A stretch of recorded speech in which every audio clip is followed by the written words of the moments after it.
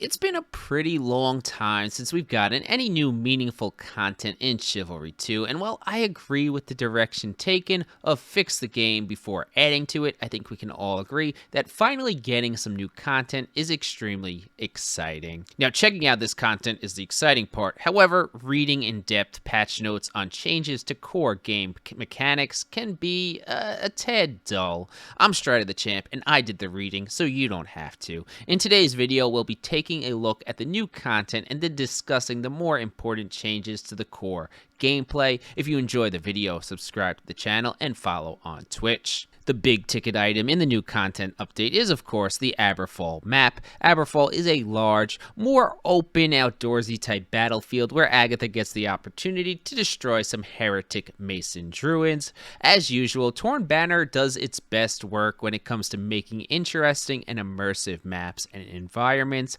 Aberfall, it's gorgeous. It has some classic Torn Banner gameplay mechanics like transporting live peasants and livestock to safety, and you can even throw these peasants for kills. There's also a new VIP class with the Mason Druid, which looks totally badass. Now, I like to wait a week or so to do map impressions, as metas and balance can take a little bit of time to work out, but it appears to be another great addition to the Chivalry experience. Now, a content update is not complete without a new weapon, and I was beyond hyped to get my hands on the Highland Sword. This weapon can be equipped by the Vanguard class, and if you grew up on the movie Braveheart like I did, it'll allow you to fulfill your inner William Wallace fantasies. Expect to see me using it extensively over the next few weeks. Freedom!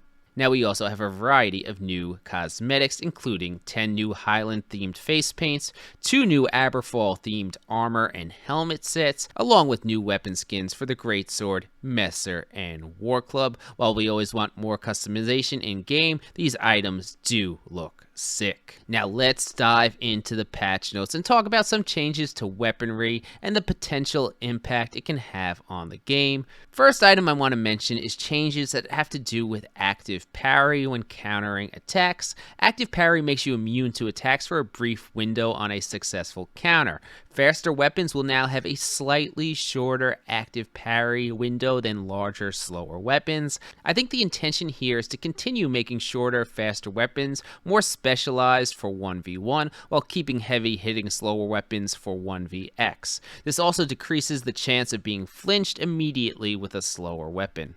Now, archer haters can rejoice, as possibly the most annoying thing outside of the catapult, the Warbow is receiving a nerf. Unfortunately, not to its damage, but to its ammunition. Warbow archers will now only have 12 arrows from a previous 20, punishing bad archers by making them run back to resupply more often, and I support it. The halberd is one of the weapons that you have to be extremely disciplined when using. Either you abuse its range with overhead and stabs, or it's virtually useless. Torn Banner is giving the halberd a damage boost of 5 to increase its power and viability. I'm curious to see if this is enough to make those long, swooping slashes become more viable in 1vx situations. Now, tears are going to be spilled about this next change. I consider the Executioner Axe the easiest weapon to stomp public lobbies with, but there are many players who use the dodge slash playstyle as a bit of a crutch with this weapon, and while the slash damage is being reduced by 5, the intention here, I'm sure, is to stop those situations where a player runs into a mob of 5 people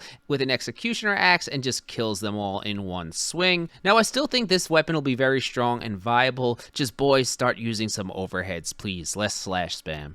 And the last weapon nerf to me was kind of interesting, as the Maul is having all non-special attacks damage reduced by 5, and I'm a bit confused by this change, as I consider the Maul just a trash tier weapon, and if anything, it probably needed a boost in some way to make it feel more fun and viable to use, but it got hit with the nerf, so it is what it is. Now, we do have some class alterations that will have a big impact on the game. First, and personally the most exciting, is that my most used class, the Knight Officer, will now have access to one of my favorite weapons, the Greatsword. I'm super excited to combine the long reach and damage of the Greatsword along with the health pool and Warhorn on the Officer. I have a feeling you're going to see this combination quite a lot over the next few months. Now, there also have been some changes to the Ambusher class under the Vanguard category. For starters, the backstab damage has been increased to 50%, which is a 15% buff for my mathematicians out there. I like this change as it rewards the intended playstyle of sneaking around the battlefield and picking one's targets intelligently. Ambusher is also a bit underpowered and underplayed, so I think this will be healthy for the class. Now, what I don't like is they increase the damage of the throwing knives, which, let's face it, it's an incredibly annoying and gimmicky fighting style.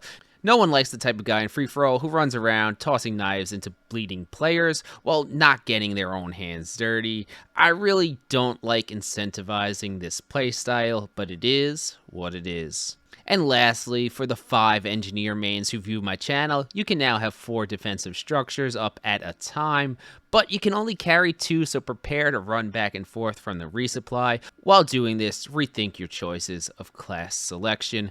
Just kidding. Now, there were some slight alterations to multiple maps in the game, however we'll need a week or two to see how these changes impact map balance, if at all. And lastly, players who've been screaming for console-only matches, there have been some alterations made to the matchmaking so that you should be able to play console-only. My opinions on this matter have been made very clear, so I'm just gonna shut up here. And I almost forgot, one of the biggest issues in Chivalry, we have an attempted fixed team balancing, as now you will not be able to swap over teams if it's going to make the numbers drastically uneven, so very good change here by Torn Banner. That's it for me, guys. Enjoy the new patch. Champ out.